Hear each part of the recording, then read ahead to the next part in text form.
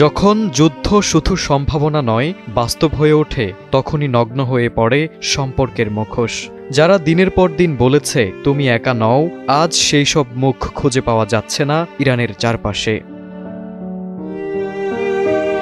যে গর্জন ছিল ইরানে বোমা পড়লে আমরাও জবাব দেব, তা যেন ভেসে গেছে শূন্যতায়।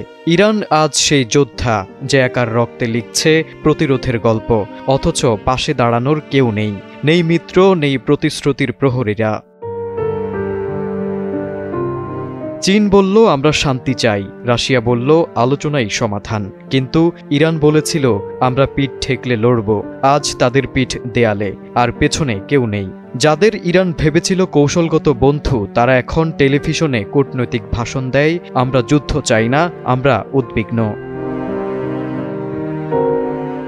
সবচেয়ে বেশি আঘাত দিয়েছে মুসলিম বিশ্বের নীরবতা।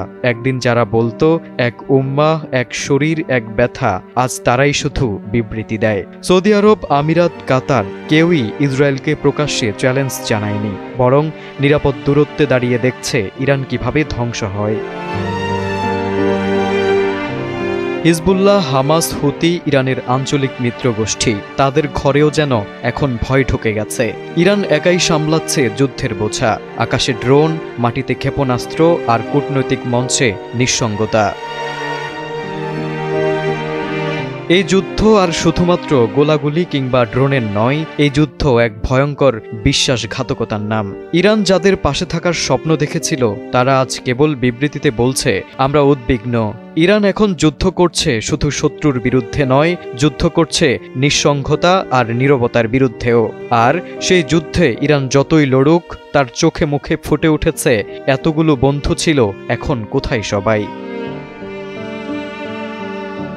এই নিঃসঙ্গতা তেহরানের জন্য এক নির্মম অভিজ্ঞতা।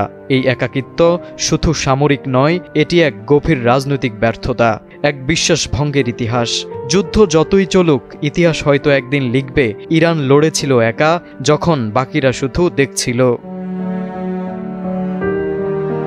তারেক আজিজ, সময়ের আলো।